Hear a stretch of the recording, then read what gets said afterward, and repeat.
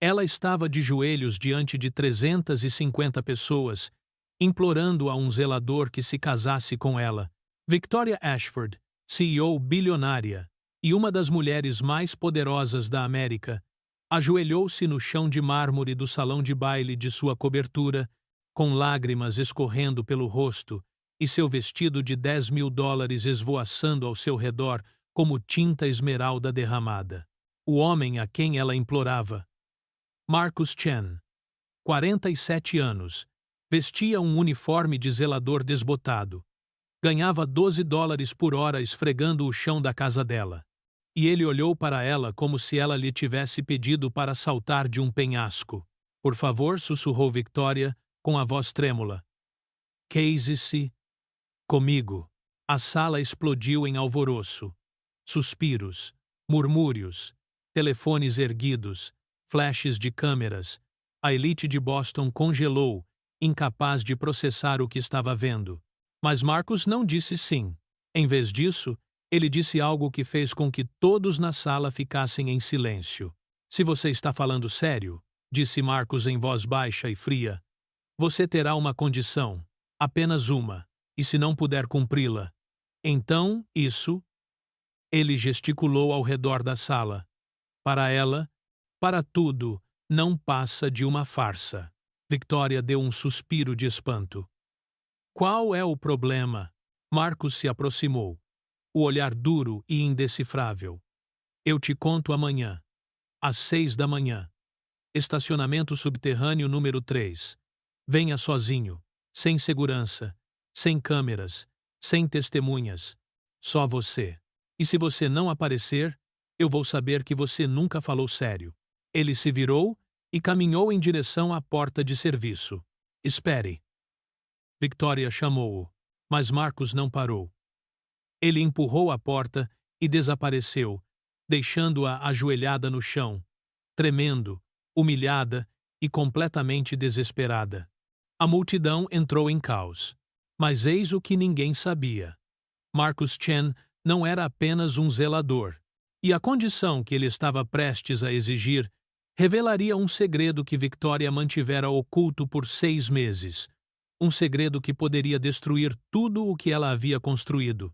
A taça de champanhe havia se estilhaçado momentos antes. Victoria estava no centro do salão, cercada pela elite mais rica de Boston, quando o viu entrar pela porta de serviço. Marcus, o homem que ela vinha observando havia 6 meses, o homem que a fazia questionar tudo em sua vida. Ele não tinha planejado pedi-la em casamento. Não ali, não naquele momento. Mas algo dentro dele se quebrou. Uma necessidade desesperada de parar de fingir. De parar de se esconder atrás de salas de reuniões, negócios multimilionários e da imagem perfeita que havia cultivado para o mundo. Então, ela gritou o nome dele. E quando 350 cabeças se viraram para olhar, lá, quando a orquestra parou de tocar, quando todo o salão ficou em silêncio, ela fez o impensável. Ele a pediu em casamento. A uma faxineira. Na frente de todos que ele amava. Sua melhor amiga, Catherine, agarrou seu braço quando Marcus desapareceu pela porta. Victoria, o que você está fazendo? Você tem ideia do que acabou de? Eu sei exatamente o que fiz, disse Victoria em voz baixa, soltando o braço. Ele é um zelador. Não me importo. A imprensa vai te destruir. Deixem-nos em paz. Catherine olhou para ela, com os olhos arregalados em descrença. Quem é você? Porque a Victoria Ashford que eu conheço nunca. A Victoria Ashford que você conhece, interrompeu Victoria, com a voz trêmula, está morrendo por dentro. Ela está assim há anos, e eu não quero mais fingir o contrário. Ela saiu do salão de baile, deixando para trás 350 rostos surpresos e uma vida que ela já não reconhecia como sua. Naquela noite, Victoria não conseguiu dormir. Ela ficou de pé na varanda da sua cobertura, com vista para o porto de Boston. As luzes da cidade cintilando como estrelas cadentes na água escura. O vento estava frio contra sua pele, mas ela o acolheu. qualquer coisa para sentir algo real. O telefone dele vibrava sem parar. Mensagem após mensagem, ligações de membros do conselho, investidores, jornalistas, todos queriam saber. Ele tinha perdido a cabeça? Talvez ele tivesse isso. Mas, pela primeira vez em 10 anos, ela se sentiu viva. Victoria se lembrou da primeira vez que viu Marcus. 6 meses atrás. Ela estava caminhando pelo prédio tarde da noite, depois de um turno de 17 horas. Todos já tinham ido para casa. Exceto a equipe de limpeza. Ela estava indo em direção ao estacionamento quando ouviu uma voz. Gentil, paciente, bondoso, ele virou a esquina e viu Marcus ajoelhado ao lado de um jovem segurança que chorava. Suas mãos tremiam e seu rosto estava escondido entre as palmas das mãos. Não sei o que fazer, disse o guarda. A mensalidade da minha filha termina na semana que vem e me faltam 3.000. Tenho feito turnos duplos, mas não é suficiente. Ela vai ter que abandonar a escola e a culpa é minha. Ei, disse Marcus gentilmente, colocando a mão no ombro dele. Olhe para mim. Não é sua culpa. Você está fazendo tudo o que pode. É isso que importa. Mas ele está perdendo a bolsa de estudos. Você já conversou com o setor de auxílio financeiro? Já perguntou sobre planos de pagamento? Eles disseram que não, então você conversa com eles novamente. Você leva a documentação de todas as suas despesas. Você mostra que está se esforçando. E se eles ainda disserem não, você pede para falar com um supervisor. Você continua subindo na hierarquia até que alguém te ouça. O guarda ergueu o olhar com os olhos vermelhos. Você acha que isso vai funcionar? Ah, eu sei que sim. Porque as pessoas querem ajudar. Elas só precisam ver você lutando por isso. Marcus tirou a carteira do bolso e entregou algumas notas ao guarda. Aqui, não é muito, mas é alguma coisa. E eu quero que você me prometa que vai continuar lutando. O guarda olhou para o dinheiro com os olhos marejados. Não consigo suportar isso. Sim, você pode. Porque alguém fez o mesmo por mim uma vez. E agora, estou repassando essa experiência. Victoria permaneceu nas sombras, observando aquela interação, e algo dentro dela se quebrou. Aquele homem, aquele zelador de uniforme gasto, que mal ganhava acima do salário mínimo, estava doando dinheiro de que provavelmente precisava. Estava passando seu intervalo aconselhando uma estranha. Estava demonstrando mais humanidade em 5 minutos do que ela vira em anos de reuniões de diretoria. Depois disso, ela começou a observá-lo. Não de forma obsessiva, não de forma intrusiva, apenas observando. Como ele ajudava uma senhora idosa a levar as compras até o carro. Como ele passava os intervalos do almoço lendo livros de verdade, não o celular sentado na plataforma de carga, com as costas encostadas na parede de concreto. Como ele conversava com as pessoas, qualquer pessoa, como se elas importassem. Um dia, ele o viu explicando algo a um trabalhador temporário que estava com dificuldades com o sistema de inventário. Sua voz era paciente, metódica e clara. A voz de um professor, ou de um engenheiro, ou de alguém que já havia feito algo muito mais complexo do que esfregar o chão. Victoria começou a fazer perguntas. Discretamente. Através de registros de recursos humanos aos quais ela não deveria ter acesso. Através de verificações de antecedentes que ultrapassavam os limites éticos. Marcus Chen, 47 anos. Contratado há 6 anos. Sem antecedentes criminais. Sem referências. Sem histórico profissional anterior, além de prestador de serviços independente. Foi como se ele tivesse surgido do nada 6 anos atrás e decidido ficar invisível. Mas Victoria conseguia ver. E quanto mais observava, mais entendia. Aquele homem estava se escondendo. Não da lei. Não dos cobradores de dívidas.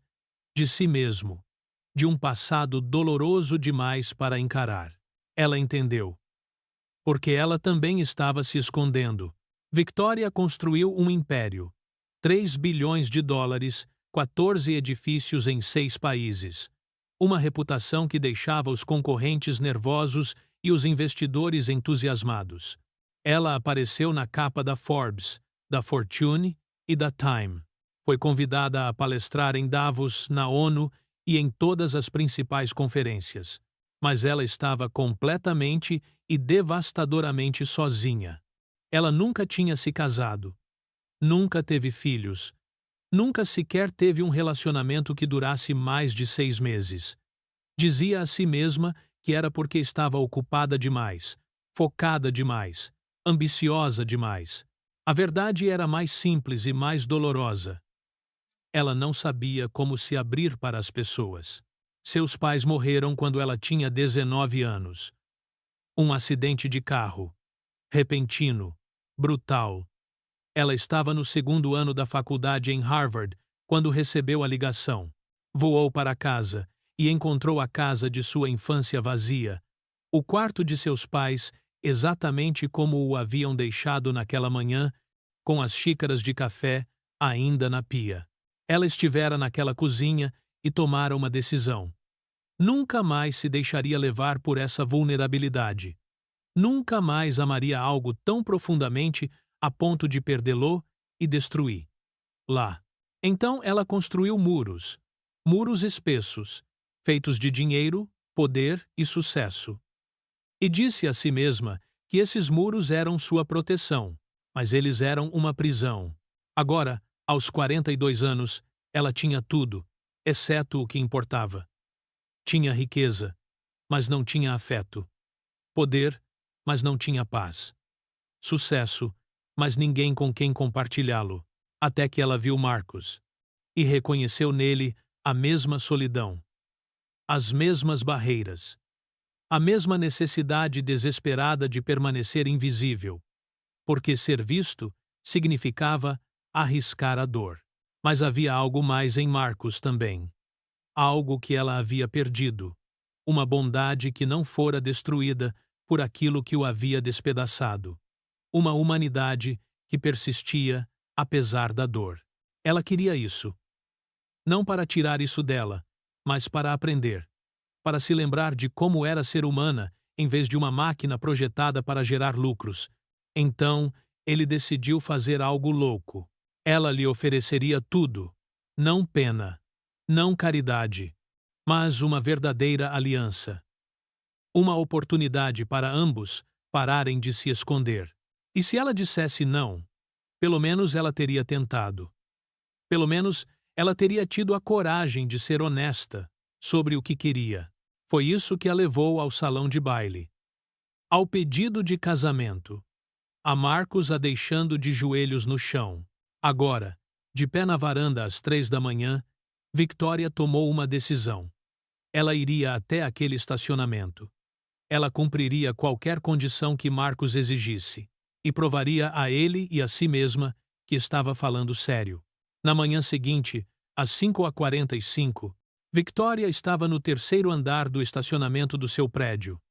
Vestia uma calça jeans que tivera desenterrado do fundo do armário, um suéter branco simples e tênis.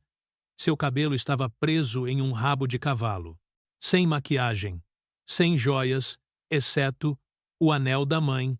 A garagem era fria, mal iluminada, e cheirava a concreto e óleo de motor. Lâmpadas fluorescentes zumbiam no teto, projetando sombras duras sobre as fileiras de carros de luxo. Ela encontrou Marcus perto dos elevadores, esfregando o chão com movimentos lentos e metódicos. Ela ergueu os olhos ao ouvir seus passos. Uma expressão de surpresa passou rapidamente por seu rosto, logo substituída pela mesma expressão cautelosa. Você veio, disse ele. Eu disse que estava falando sério. Marcus largou o esfregão, observando-a atentamente, como se tentasse enxergar além da CEO bilionária, até a pessoa que se escondia por trás dela. Por quê? Perguntou ele finalmente. Porque há 6 meses, às 2 da manhã, Eu estava sentado no meu escritório, olhando relatórios financeiros que mostravam lucros recordes e percebi que não conseguia me lembrar da última vez que senti alguma coisa. Alegria, tristeza, raiva, qualquer coisa real. Eu estava apenas anestesiado. Ela deu mais um passo à frente. E então, eu vi você. E vi alguém que tinha passado por um inferno. Não sei que tipo, mas vi nos seus olhos, e você ainda era gentil. Você ainda era paciente. Você ainda tratava as pessoas como se elas importassem. E eu pensei, quero aprender a fazer isso de novo. Marcos olhou para as próprias mãos. Ásperas, calejadas. As mãos de alguém que trabalhou duro por muito pouco. Você não sabe nada sobre mim, disse ele em voz baixa. Então me diga. É por isso que estou aqui. Marcos permaneceu em silêncio por um longo tempo. Então, enfiou a mão no bolso e tirou uma fotografia, desgastada nas bordas. Lisa de tanto ser manuseada, ele entregou. Victoria olhou para a foto. Marcos, mais jovem, sorrindo, abraçando uma bela mulher.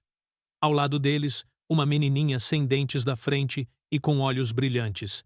Essa é Maia, disse Marcos, em um sussurro. Minha filha. E essa é Keisha, minha esposa. O coração de Victoria afundou. Olhando para o rosto dele, ela soube que essa história não teria um final feliz. Maia ficou doente quando tinha 9 anos, continuou Marcos. Leucemia. Leucemia linfoblástica aguda. Eu era engenheiro químico na época. Bom emprego. Bom plano de saúde. Pensávamos que tudo ficaria bem. Ele tirou a foto novamente, olhando para ela atentamente. Mas o câncer não se importa com seus planos. 2 anos de tratamento. Terapias experimentais. Ensaios clínicos. Gastamos tudo. Peguei dinheiro emprestado de todo mundo. Keisha tinha 3 empregos enquanto eu estava com Maia no hospital, vendo-a definhar. Sua voz embargou. Ela morreu numa manhã de terça-feira. Ela olhou para mim e disse: Estou cansada, pai. Lágrimas escorriam pelo rosto de Victoria. Keisha e eu não conseguimos sobreviver, disse Marcos. A dor era imensa. Toda vez que nos olhávamos, só víamos Maia. Nos divorciamos 1 ano depois. Perdi meu emprego porque não conseguia trabalhar. Perdi a casa. Ed, Pasa, perdi tudo, exceto esta foto. Ele olhou para Victoria com os olhos vermelhos. Eu limpo pisos há 6 anos porque é o único trabalho que me permite ser invisível. O único lugar onde ninguém me pergunta nada, nem espera nada de mim. Eu simplesmente existo. É tudo o que sei fazer. Victoria estendeu a mão e segurou a dele. Você não é invisível para mim. Nunca foi. Por que alguém como você iria querer alguém como eu? Porque você sabe o que é a verdadeira perda. Porque você preservou sua humanidade, mesmo quando tinha todos os motivos para perdê-la. Porque eu não quero alguém perfeito. Eu quero alguém real. Marcos olhou fixamente para as mãos entrelaçadas. Eu disse que estava doente. Front. Sim, aqui está. Ele olhou-a nos olhos. Se fizermos isso, eu não serei seu projeto. Não serei aquela coisa quebrada que você conserta para se sentir bem consigo mesma. Quero conquistar um lugar na sua vida. Quero voltar para a faculdade, terminar meu curso, voltar para a engenharia. Quero contribuir com algo real. Victoria assentiu com a cabeça. Certo. O que mais? Quero criar uma fundação. Em nome de Maia. Para famílias que enfrentam o câncer infantil. Quero que suas vidas signifiquem algo mais do que apenas dor. Sim, claro. E mais uma coisa. Ele apertou a mão dela com mais força. Quero que você seja honesta comigo. Sempre. Sobre tudo. Sem joguinhos. Sem fingimento. Se você estiver tendo um dia ruim, me conte.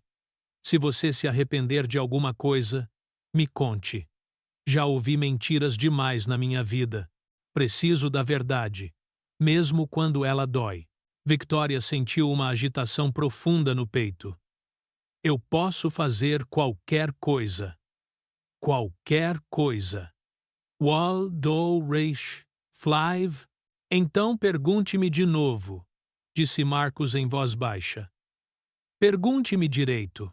Victoria Ashford, uma CEO bilionária, ajoelhou-se no chão frio de concreto de uma garagem. Ela olhou para Marcus Chen, um zelador, viúvo, um sobrevivente, e falou com ele com a maior sinceridade de sua vida. Marcus Chen, você quer casar comigo? Você vai me ensinar a ser humana de novo? Você vai me deixar te ajudar a reconstruir o que você perdeu? Você vai dar uma chance a alguém tão quebrada quanto você? Marcus olhou para aquela mulher que se humilhara publicamente por ele, que aparecera às 6 da manhã de calça jeans e tênis, que não oferecia pena, mas companhia. E algo dentro dele, que estivera morto por 8 anos, começou timidamente a despertar. Sim, ela sussurrou. Eu irei. Eles se abraçaram naquele estacionamento escuro, duas pessoas que haviam esquecido como ter esperança e que decidiram tentar novamente. 3 meses depois, casaram-se num pequeno centro comunitário em Roxbury. 50 convidados, sem orquestra, sem salão de baile, apenas pessoas reais, comida de verdade, risos de verdade. Quando o oficiante perguntou se alguém tinha objeções, uma voz respondeu: Sim, eu tenho objeções. Keisha estava no fundo da sala, magra, com cabelos grisalhos, chorando. Marcus empalideceu. Mas Keisha avançou, com lágrimas escorrendo pelo rosto. Eu me oponho, disse ele, porque preciso me desculpar, por ter ido embora quando você precisava de mim, por ter deixado a dor nos destruir. Ele se virou para Victoria. E preciso te contar algo sobre este homem. Ela sorriu em meio às lágrimas. Ela é a pessoa mais leal e amorosa que já conheci. E Maya teria gostado de você. Ela teria querido que você fosse feliz. Keisha abraçou Marcus. Vocês têm a minha bênção. Os dois. A cerimônia continuou. E quando Marcus disse sim, 6 meses após o casamento, Marcus foi nomeado diretor de inovação em engenharia da Ashford Holdings. Apesar das objeções de membros do conselho, ele apresentou um protótipo, um dispositivo vestível para monitorar crianças submetidas à quimioterapia, reduzindo a dor e maximizando a eficácia do tratamento. 3 hospitais concordaram em realizar testes imediatamente. A plateia o aplaudiu de pé. Naquela noite, eles compareceram à inauguração da Fundação Maya Chen, um centro de apoio de última geração para famílias que enfrentam o câncer infantil. Marcus não fez um discurso.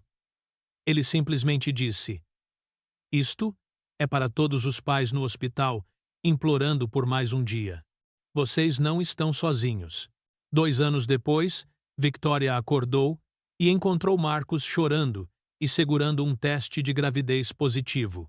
Eu tive um sonho, disse ele. Maya me disse que está tudo bem amar de novo. Ela disse que está cuidando de nós. A filha deles nasceu numa manhã nevosa de dezembro. Deram-lhe o nome de Hope Keisha Maya Chen Ashford. Esperança pelo que reconstruíram. Keisha, pela bênção que receberam. Maya, para que seu nome viva para sempre. 5 anos depois, o Dr. Marcus Chen estava no MIT e discursou para os estudantes de medicina. Quero falar sobre perder tudo, disse ela, e aprender que o que fazemos depois de uma tragédia nos define, como nos reconstruímos, quem deixamos nos ajudar, se a dor nos destrói ou nos transforma. Os alunos o aplaudiram de pé. Naquela noite, Marcus chegou em casa e encontrou Victoria no jardim, empurrando Hope para um balanço, enquanto o filho deles, Thomas, brincava por perto. O sol estava se pondo, banhando tudo em tons dourados. Bom dia? Perguntou Victoria. A melhor? Respondeu Marcus, pegando na mão dela. Eles se sentaram juntos, observando seus filhos brincarem, ouvindo suas risadas, absorvendo o milagre cotidiano de uma vida reconstruída das cinzas. Naquela noite, Marcus olhou para 2 fotografias em sua mesa. Maya, eternamente com 9 anos, e sua família atual, Victoria, Hope e Thomas. Eu cumpri minha promessa. Ela sussurrou. Continuei vivendo. Obrigada por me darem permissão. Ele apagou a luz e subiu as escadas, onde uma segunda chance na vida o aguardava. Porque segundas chances não chegam com alarde. Às vezes, elas aparecem em estacionamentos às 6 da manhã. Às vezes, exigem um sim quando tudo dentro de nós grita não. E às vezes, se você for corajoso o suficiente, elas lhe proporcionam uma vida mais bela do que você jamais imaginou. Uma vida que demonstra amor sempre merece uma segunda chance.